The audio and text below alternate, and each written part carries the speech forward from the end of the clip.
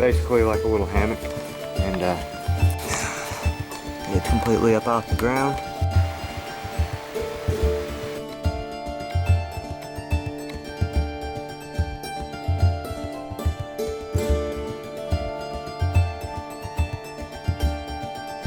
It's taken me about an hour to get from my house to up here on my mountain bike, and I used my rack to carry my stuff, but I've gone as far as I can go because the terrain is getting pretty rough. So what I'm going to do is I went ahead and unloaded my bike, and I'm going to stash it in the woods, and I'll pick it up on the way back out. Well, I finally made it through all this rough, thick terrain. That's where I come from. Way down in through there.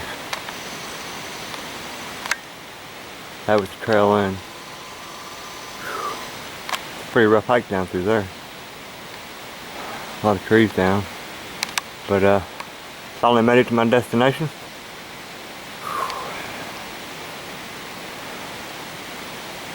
This is where I'm gonna pitch camp. Just cave there, there, up and under there. And I've got a natural shelter that's hidden underneath the bluff side.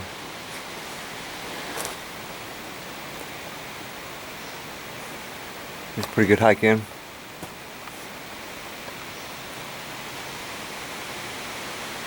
And I think I'm gonna relax a little bit and have a little bit of coffee,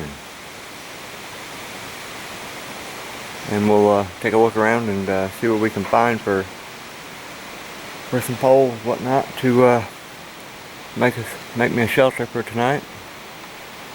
And look around for a good spot right here, and yeah, we'll see what we can do. For this demonstration, I did bring some bottled water in with me, but I know that this water looks pretty muddy, but it could be filtered. And I know we've had a lot of rains here lately, so all this has been flooded, and as you can see, the brush and stuff piled up. It's pretty thick. That's where water's washed it down the stream. So water flows through here. So this water really hasn't been here too awful long, I'm sure. You know, as far as being real stagnant and not had any fresh water flowing through it. I could use one of my water bottles and make a homemade water filter to try to purify my water as far as filtering out the sediments and stuff like that.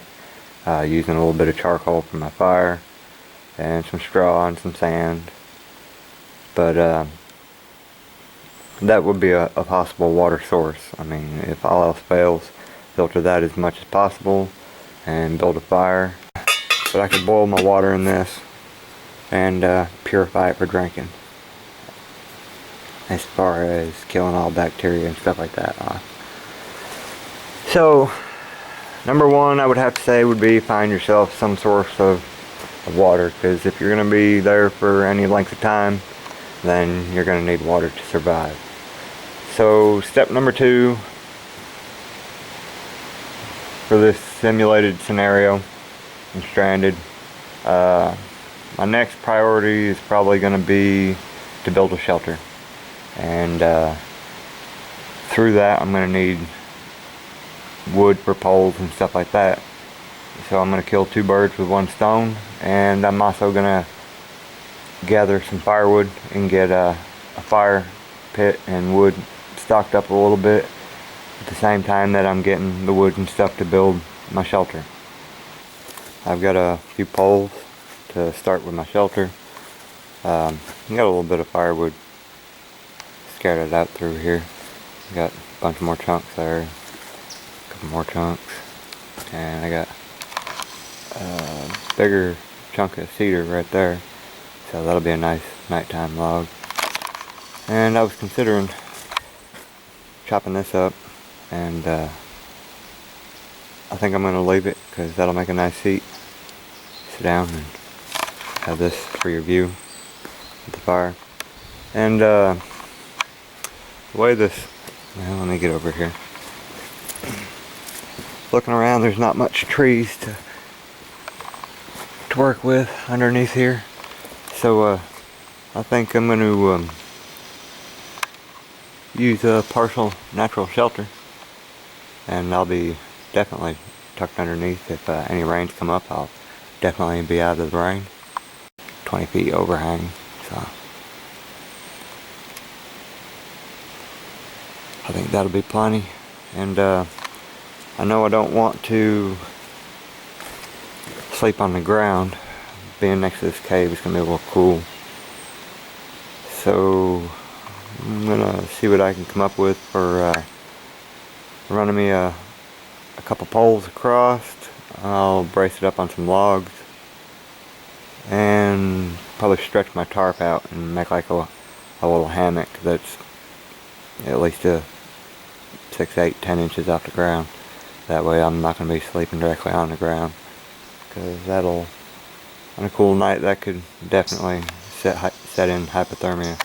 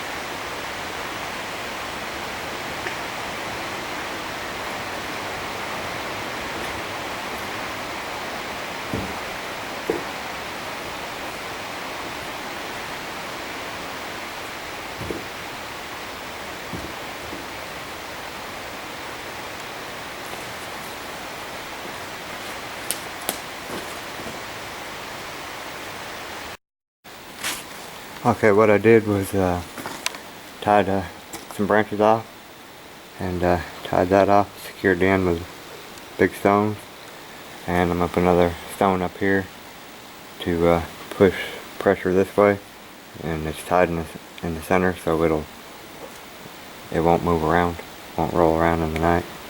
And I'm going to wrap my my tarp starting here and going underneath and coming up over the top of my roof and coming down.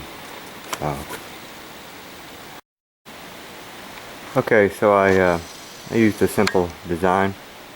I just tied off a stick, I wedged it down on the rock, and I wedged it up on the roof, and then I'm using my roof line with some tension tied back to the back, so that's holding it nice and tight up against the stone. I shouldn't have any problems with that going anywhere.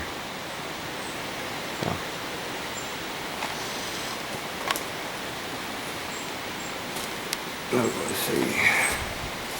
There's my design so far.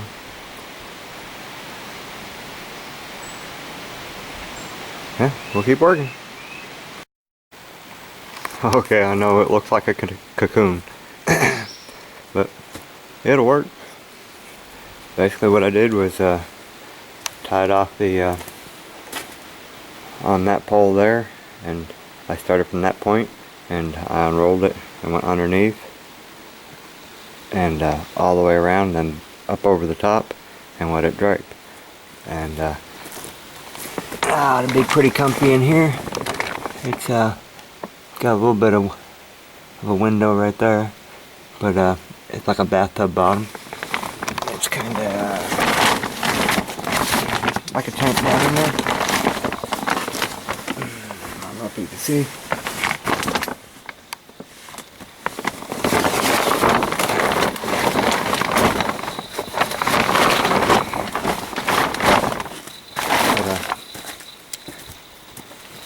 It's basically like a little hammock, and let's check it out. It's completely up off the ground, and I'll be suspended by the 2 logs. Have a nice little bed, and should it rain, when I go to bed at night, I just pull that. Let's see. I'll just pull that flap down over it. That's just a rain fly or whatnot, help keep a little heat in. So, there it is. That'll work. Let's see if we can get around to the other side. Okay, this is the other side. It's like a wedge shape. And it's about maybe 2 feet wide for a bed. And it's tapered down just a little bit. It's alright. And I'm going to have my fire pit right on the other side. I can lay there with the flap open and enjoy the heat. The heat will reflect off of these stones in this rock bluff side. Well, good night, folks. I'll see you in the morning.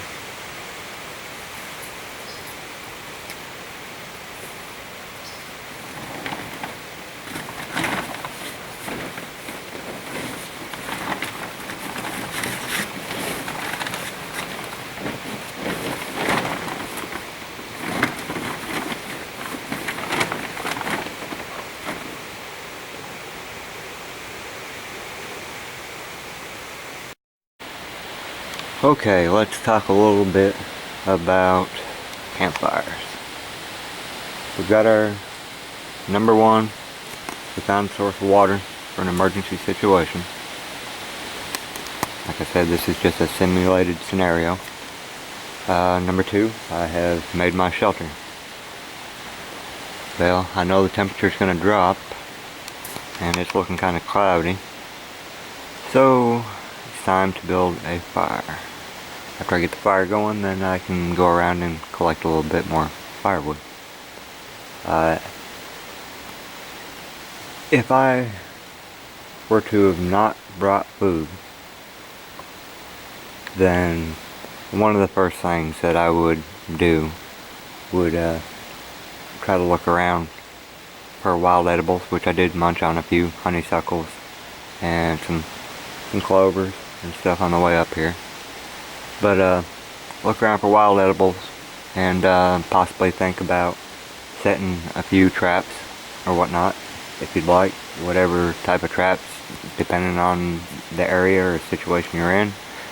Could consist of a deadfall with a figure 4, or using some snare wires. That's just up to you. But right now we're going to focus on a fire, and let's see. Well, a rock lined fire pit gives you better heat, but it'll also burn up all your coals before morning. A sand lined fire pit won't give you as good of a hot heat like a rock lined fire pit, but it'll help hold the coals until morning. So hopefully you've got a chance to throw some kindling on, start around and get your fire going again for in the morning. So option A or option B? I think I'm gonna choose option B for the situation that I'm in. It's gonna be a little cool. Like I said, I've got thick jacket. I don't need to worry about getting too cold. It's only supposed to be like 38 or 40 tonight. So we're gonna go with a sand lined fire pit and I'll show you a little progress here in just a little bit. But in the situation, if you didn't have a shovel,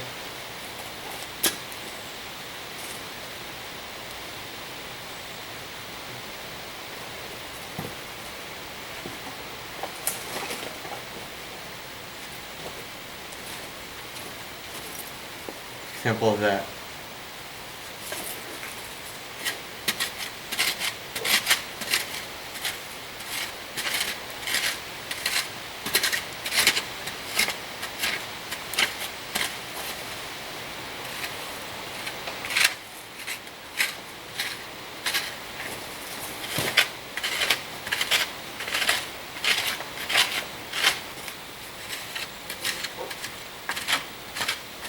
I heard a bunch of frogs and birds. Been pretty peaceful.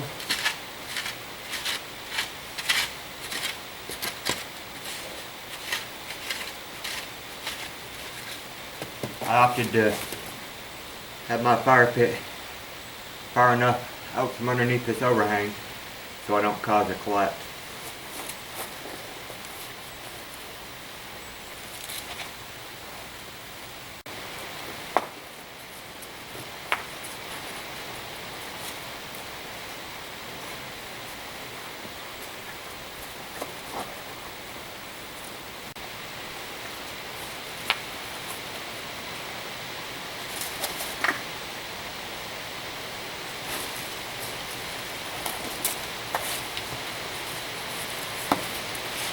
Put a nice flat stone right here in the front. That way if I'm cooking, got some place to set my pot. That 2-quart pot will fit just about perfectly with that. I said, don't have to be nothing fancy.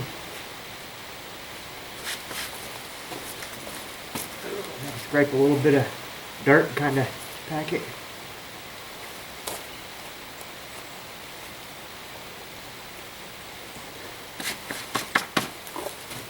Bingo. That didn't take 3 minutes, 4 minutes maybe at the most. And we've got a sand lined fire pit. Nice flat stone right there for me to set my 2-quart pot, and we're fixing to get a fire going. Don't have to be nothing fancy. I've got a real fine pile, a medium pile, and a little coarser pile, a little thicker logs.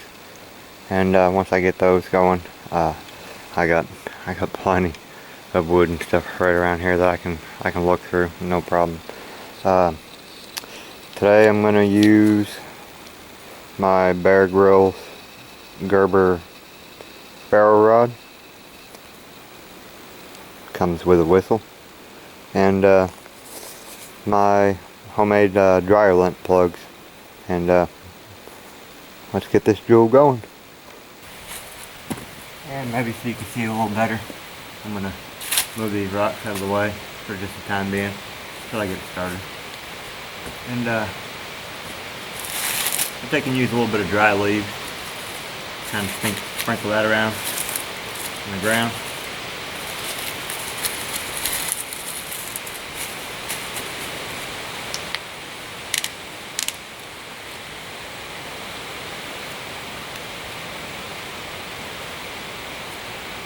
I'm going to use 2. Had these for a while.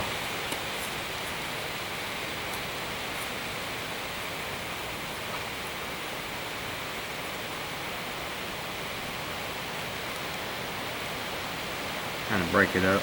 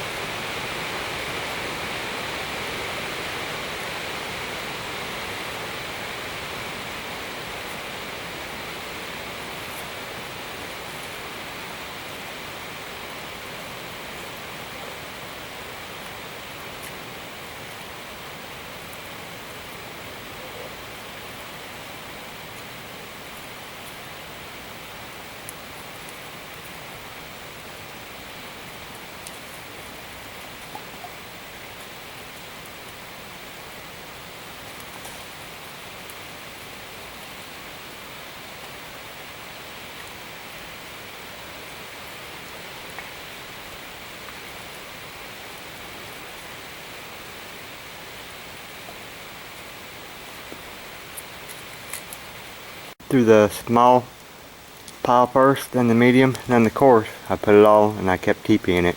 TP'd the small, then I TP'd the medium on top of it, and then I TP'd the little bigger on top of it. And as the fire grows underneath, it'll light the bigger stuff. And that's what'll give you enough coals to keep tossing stuff on. Keep the home fires burning.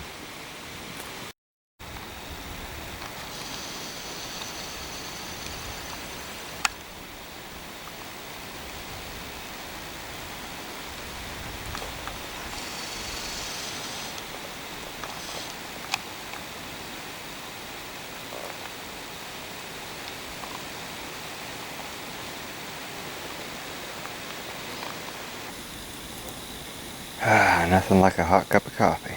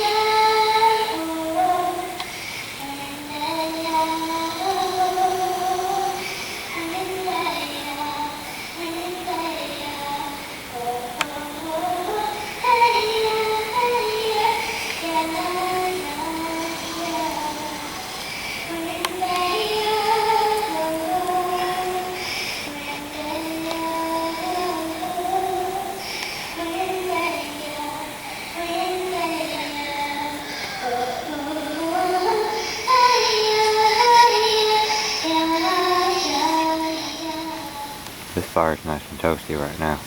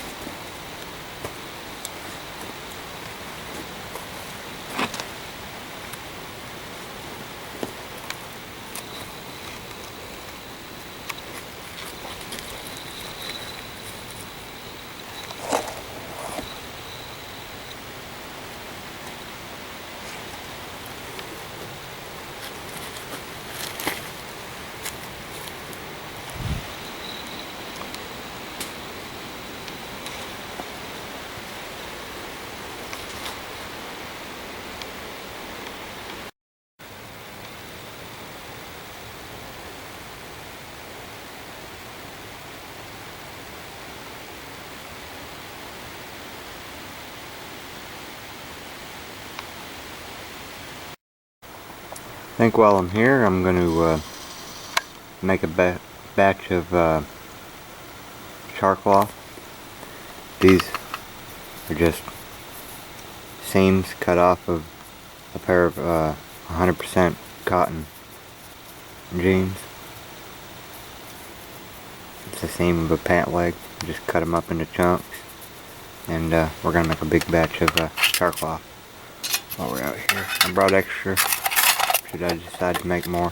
That's why I used the dryer lint plugs to start my fire, because I was out of char cloth. So normally this is what I use, the char cloth, for starting my fires.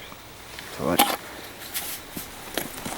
go over here and put this jewel on the fire. We're gonna let her cook for a bit, and we'll get back with you. You want to keep it burning in the fire for making your char cloth. You'll see smoke start to come out of the hole. That's what you want. After a little while, that smoke will start to fade away, and you pull it off and check through your char cloth. Let it cool before you open it. And if it needs to be charred a little longer, then put the lid back on and slap it back over the fire. But char cloth is that easy. Thank you, sweetie, for the cheese nips.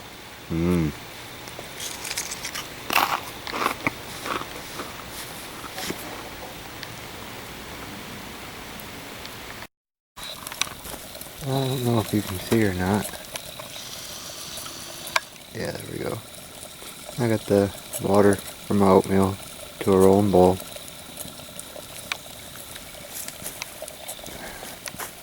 Stainless steel water cans work great.